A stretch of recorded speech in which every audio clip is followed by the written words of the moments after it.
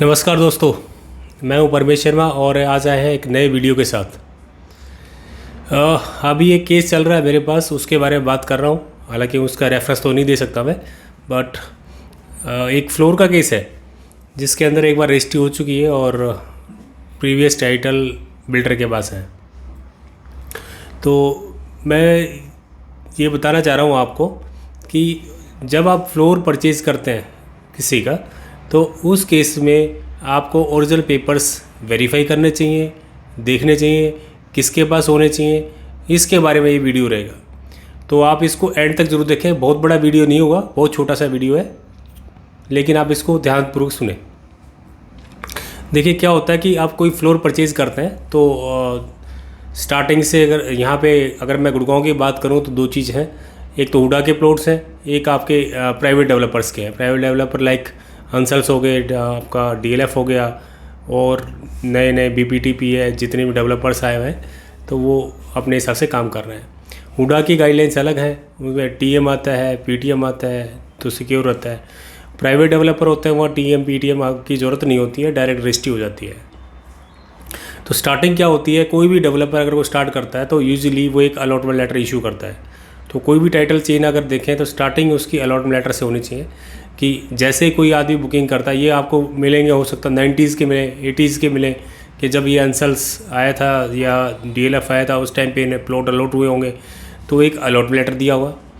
Allotment letter देने के बाद उनके बीच में एक एग्रीमेंट होता है, स्टैम्प पेपर पे एग्रीमेंट होता है। उसको यूजुअली क्या तो फ्लैट बायर एग्रीमेंट या प्लॉट बायर एग्रीमेंट या बायर्स एग्रीमेंट बोला जाता है, जो प्लॉट के परचेज करते हैं लोग। उसके बाद जैसे ही वो एग्रीमेंट एग्जीक्यूट होता है, सारी पेमेंट्स हो जाती हैं, फिर बिल्डर उसको पोजीशन देता है, तो उसको हम बोलते हैं पोजीशन लेटर। एक ओरिजिनल पोजीशन लेटर कई बार जिसके नाम बायर एग्रीमेंट बना उसी के नाम भी हो सकता है, जिसके नाम अलॉटमेंट लेटर है उसी के नाम भी हो सकता है, या अलग मिलता है कई बार। Excuse me. वो इसलिए होता है, कई बार क्या हो सकता है कि अगर आपने कोई बायर एग्रीमेंट लिया या किसी ने प्रॉपर्टी परचेज करी, उसका पोजीशन लेने से पहले पहले सेल कर दिया, तो उसको बोलते हैं एंडोर्समेंट। उसने एंडोर्स करा लिया बिल्डर के रिकॉर्ड में, और पोजीशन एक्स पर्सन के नाम पे आ गया जिसके नाम वो प्रॉपर्टी एंडोर्स हुई है। तो एंडोर्समेंट का कहाँ देखें, ये भी एक मामला है। तो आप जो बायर एग्रीमेंट होता है उसके लास्ट वाला पेज होता है, उस पेज पे आप खोल के देखिए, उसमें बिल्डर ने एक स्टैंप लगाई होगी अपनी एंडोर्समेंट की, या यूजुअली कई बार तो उनके पेजेस ही होते हैं, एंडोर्समेंट पेज बोलते हैं, पेज 1 2 3 इस तरह से। तो एक पेज होगा जिसमें एंडोर्समेंट लिखा होगा और किसने किसके नाम एंडोर्स किया। सेलर का नाम होगा जो जिसके नाम बायर एग्रीमेंट है, और जो प्रोस्पेक्ट बायर था जिसने परचेज करी है उसका नाम होगा, और स्टैंप साइन करने वाला होगा डेवलपर। क्योंकि प्रॉपर्टी रजिस्टर्ड नहीं हुई है तो इसलिए डेवलपर ही ट्रांजैक्शन कर सकता है, डेवलपर ही ट्रांसफ़र कर सकता है, वो ट्रांसफ़र कर देता है। तो अगर आपको डिफरेंस मिल रहा है पोजीशन लेटर में, प्लॉट बायर एग्रीमेंट में, तो बीच में एक एंडोर्समेंट का आपका लेटर होना चाहिए, तभी वो टाइटल चेन कंप्लीट होगी। अदरवाइज मालूम नहीं पड़ेगा कि पोजीशन किसके नाम पे है और प्लॉट बायर एग्रीमेंट किसके नाम पे है। अब जिसके नाम पोजीशन मिल गया है उसके नाम आगे, क्योंकि इसको कोर्ट में रजिस्टर्ड कराना होता है, तो फर्स्ट डॉक्यूमेंट जो कोर्ट में रजिस्टर्ड होता है उसको बोलते हैं conveyance deed. First document registered होता है। तो आप देखते हो कई बार कि आपका जो एक सेल डीड होती है, सेल डीड टाइप का ही होता है, उसके ऊपर लिखा होता है कन्वीनियंस डीड। तो दैट मीन्स ये first document registered in registrar office by developer. तो जिसके नाम कन्वेंस डीड हो गई, कन्वेंस डीड होने के बाद ये प्रॉपर्टी आपके फिजिकल पोजीशन हो जाता है। कई बार क्या होता है कि आपका पोजीशन लेटर तो आपको मिल गया, लेकिन फिजिकल पोजीशन आपको बाद में मिलता है, डिमार्केशन का या कुछ। एक दो बार ऐसे भी नोटिस में आया है कि प्लॉट बायर एग्रीमेंट में प्लॉट नंबर अलग होता है, पोजीशन में अलग मिलता है, या फिजिकल पोजीशन में अलग मिलता है। तो कई बार होता है कि आपका जो जोनिंग प्लान होता है प्लॉट का या उस टाउनशिप का, तो उसमें थोड़ी बहुत चेंजेस आ जाते हैं, या उड़ा कर देता है या डेवलपर के कारण चेंज हो जाता है, तो प्लॉट नंबर चेंज कर देते हैं। तो अगर ऐसा कुछ है तो उसका प्लॉट नंबर चेंज का भी डेवलपर से लेटर होना चाहिए कि आपने पहले प्लॉट बायर एग्रीमेंट में या अलॉटमेंट लेटर में फलाना प्लॉट नंबर दिया था और पोजीशन के टाइम पे अलग है, या रजिस्ट्री के टाइम पे अलग मिल रहा है। तो ये भी आप ध्यान रखें कि अगर कोई डिफरेंस है तो इस तरह से आपको डॉक्यूमेंट मिल सकता है। ये डॉक्यूमेंट आपको थोड़ा बोलना पड़ेगा, सेलर को इंसिस्ट करना पड़ेगा कि मुझे प्रोवाइड करिए, तभी वो देगा। अदरवाइज़ उसके पास भी उसको भी कोई दिक्कत, किसी ने पकड़ा दिया है, उसको भी आइडिया नहीं है कि डॉक्यूमेंट क्या होना चाहिए। इसके बाद आती है आपके कन्वेंस डेट के बाद टाइटल डीड्स। एक के बाद एक, जितनी बार वो प्लॉट सेल होगा उतनी बार की आपकी सेल डीड्स आपके पास मिलती जाएंगे। अब क्या होता है कि लास्ट जो ओनर होता है, जो बिल्डिंग जो बनाता है, तो उसके नाम प्लॉट के पेपर्स होते हैं, बिल्डिंग तो होती नहीं है। फिर वो बिल्डिंग के लिए बिल्डिंग प्लान अप्रूव कराता है। इसके अंदर आपको एक हुडा से बिल्डिंग प्लान अप्रूव कराना होगा, या कोई म्यूनसिपल कॉर्पोरेशन या जहाँ पर जो कंसर्न अथॉरिटी है जो बिल्डिंग प्लान अप्रूव करती है, वहाँ से वो बिल्डिंग प्लान अप्रूव कराएगा। एज़ पर बिल्डिंग प्लान अगर कंप्लीट बन जाती है तो आपको ऑक्यूपेशन सर्टिफिकेट मिलता है, उसको ओसी बोलते हैं, वो डॉक्यूमेंट होना चाहिए। इसके बाद वो फ्लोर वाइज सेल कर सकता है। कुछ रिस्ट्रिक्शंस है हरियाणा में, 180 गज से नीचे फ्लोर वाइज सेल नहीं होती है पुराने कॉलोनीज़ में। हालांकि अगर दीनदयाल की बात करें, दीनदयाल की एक स्कीम है, उसके अंदर तो शायद अलाउड अभी अप्रूव किया हुआ है, लेकिन पुरानी जो कॉलोनीज़ है जिसमें 180 गज से नीचे के फ्लोर्स हैं वो रजिस्ट्रियाँ नहीं होती हैं, उससे ऊपर की रजिस्ट्रियाँ अलाउड है। अब आप अगर फ्लोर वाइज कोई रजिस्ट्री करते हैं तो अगर जिसके नाम प्लॉट है, आप उसने आपका फर्स्ट फ्लोर आप खरीदना चाह रहे हैं या सेकंड फ्लोर या थर्ड फ्लोर कोई भी खरीदने जा रहे हैं, तो आप इंश्योर कर लें कि ये पुरानी जो चेन है स्टार्टिंग से लेकर लास्ट तक की किसके पास है।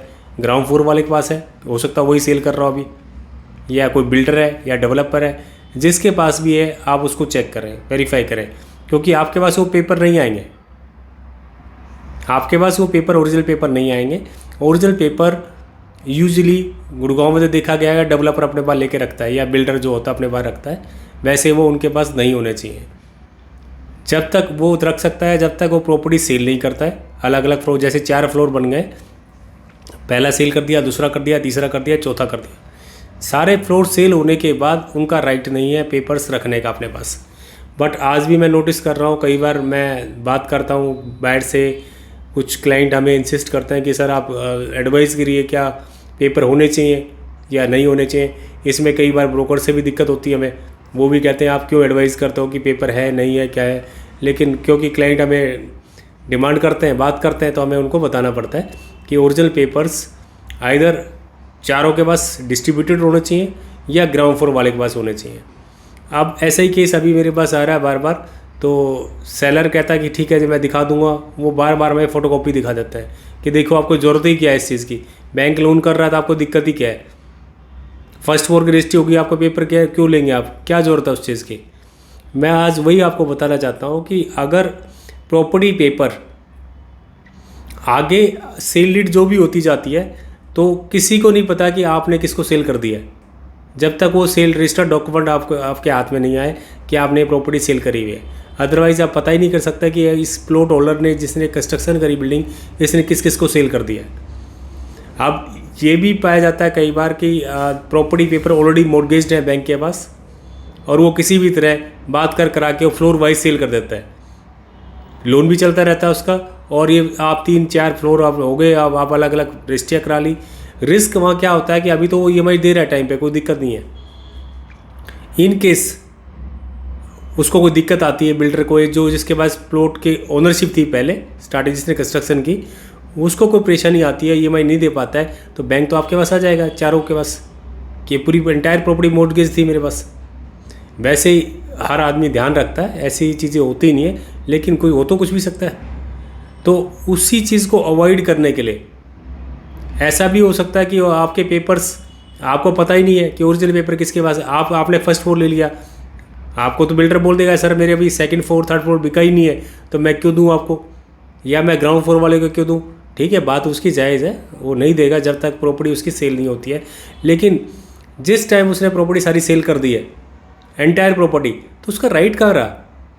उसने प्रॉपर्टी सेल कर दी, उसको जो सेल कंसिडरेशन थी उसने ले ली, अब भी वो प्रॉपर्टी अपने पास रख रहा है, तो गलत बात है। ये आप सभी को देखना होगा। या तो आप वो देखिए जो प्रॉपर्टी परचेज करें, वो भी ध्यान रखें, और जिसने प्रॉपर्टी परचेज कर ली है एंटायर प्रॉपर्टी, और आपको पता ही नहीं आपकी ओरिजिनल टाइटल चेन कहाँ है, किसके पास रखी है, तो भी ये रिस्की है। रिस्की बहुत हो सकती है, जैसे मैंने बताया लोन कोई भी ले सकता है, किसी भी टाइम ले सकता है, कोई फ्रॉड हो सकता है, और कल को डेवलपर कहीं चला जाता है, बात होती है, फिर आप कहाँ से ढूंढने जाएंगे। एटलीस्ट आप इस पेपर्स को डिस्ट्रीब्यूट करिए, आप 3-4 जो भी हैं जिनके बार रखना चाहे रखिए, ग्राउंड फ्लोर वाले के बार रखना चाहे ग्राउंड फ्लोर वाले रखिए। हाँ, आप वापस आपस में एक MOU बना लीजिए चारों का कि ठीक है जी टाइटल डॉक्यूमेंट, क्योंकि हम चारों का हक है इस प्रॉपर्टी पे। कोई एक अपने बार रख के ये ना कहे कि मैं दिखाऊंगा नहीं, जब जरूरत हो दिखाए, चाहे आपस में कितने ही झगड़े हो, एक MOU साइन करें कि कुछ भी झगड़े हो, कुछ भी बात हो, जिस भी टाइम जिसको कोई ज़रूरत हुई फर्स्ट फ्लोर वाले को, सेकंड फ्लोर वाले को, थर्ड फ्लोर वाले को, ग्राउंड फ्लोर वाले को, तो पेपर दिखाए जाए। लेकिन अगर कोई डेवलपर लेके रखे हुए है जिसने बिल्डिंग बनाई है, आपने बात ही नहीं करी उससे, आपको ही पता नहीं, आप ईएमआई देते जा रहे हैं कंटिन्यूसली, आपकी ईएमआई चल रही है और उधर से पेपर वहीं पड़े हैं। डेवलपर को भी कोई लेना देना नहीं है। जब उसने प्रॉपर्टी सेल कर दी है, कल को उससे कहीं मिसप्लेस हो गया, फिर क्या करेंगे आप? तो आप देखिए ये बहुत बड़ा इशू है। मैटर तो बहुत बड़ा है, लेकिन इसको कोई ध्यान नहीं देता इन चीज़ों को। हाँ, एक चीज़ और भी है, आप जब भी प्रॉपर्टी ले रहे हैं, कोई फ्लोर परचेज़ कर रहे हैं, तो कोशिश करिए उसके डॉक्यूमेंट के अंदर, ग्राउंड फ्लोर वाले डॉक्यूमेंट के अंदर लास्ट सेल डीड पे एक एंडोर्समेंट करें। वैसे वो लीगली अलाउड तो नहीं है, लेकिन एंडोर्समेंट इसलिए करना है कि पुराने पेपर के काम तो है ही नहीं किसी के। ग्राउंड फ्लोर वाले अपनी यूनिट ले ली, वो ग्राउंड फ्लोर के हिसाब से बेचेगा, फर्स्ट ने फर्स्ट के हिसाब से बेचेगा। जो प्लॉट के पेपर तो पूरे एंटायर तो बिकेंगे नहीं एक बार में, तो वैसे तो यूजलेस है देखी जाए तो। लेकिन उस पे ओरिजिनल पेपर्स हमें पता रहना चाहिए किसके पास रखे हैं, कल को मॉर्गेज्ड हो, थर्ड पार्टी के पास पड़े हो, किसी के पास पड़े हो, ये होने चाहिए आपकी नज़र में। और उसके जब भी कोई भी ट्रांजेक्शन होती है, फर्स्ट फ्लोर की, ग्राउंड फ्लोर की, थर्ड फ्लोर की, फोर्थ फ्लोर की, उसके जो प्लॉट के पेपर हैं, लास्ट सेल डीड है जो ओनर की है, जिसने बिल्डिंग बनाई है, तैयार करी है, उसके बैक साइड में कहीं ना कहीं नोटिंग करिए।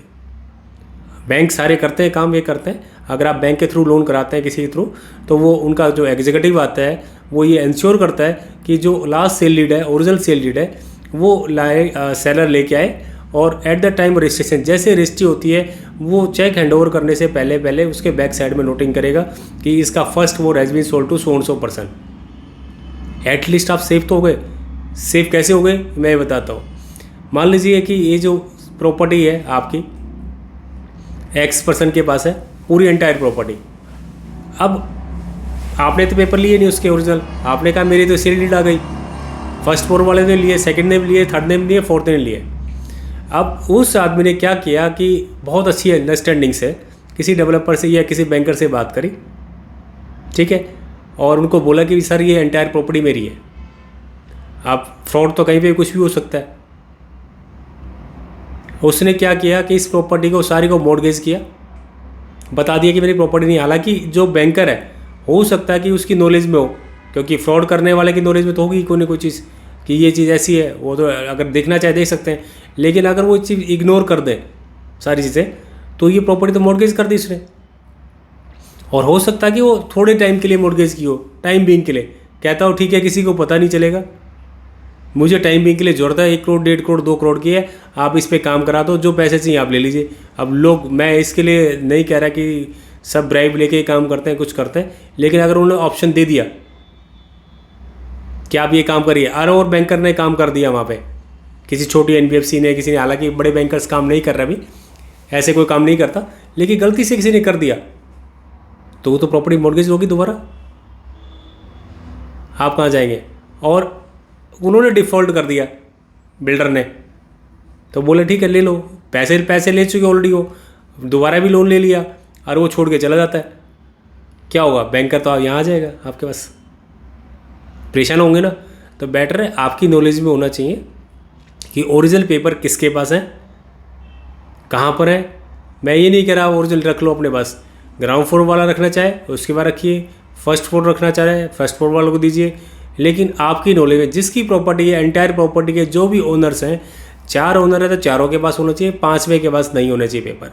5वां मीन्स डेवलपर के पास तभी तक रहने दीजिए जब तक वो प्रॉपर्टी सेल नहीं होती है, या उसके पास कोई 4th फ्लोर के ऊपर के रूफ राइट अगर उसने सेल नहीं करे हैं, तो देन उसका राइट हो सकता है रूफ राइट वो सेल करना चाहता है, या फ्यूचर में एक्सपेक्ट कर रहा है कि कोई और एक और फ्लोर बन जाए।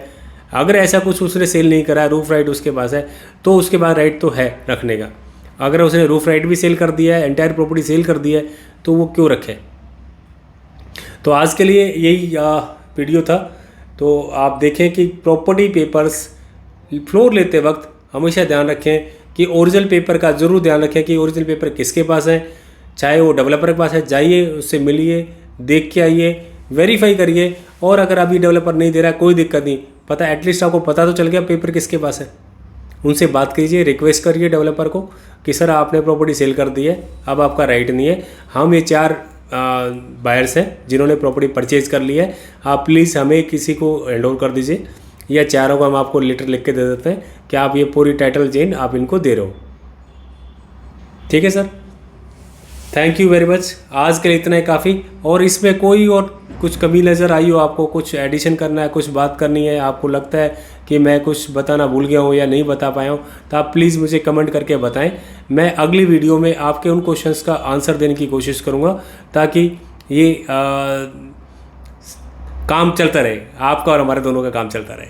Thank you very much, thank you, धन्यवाद।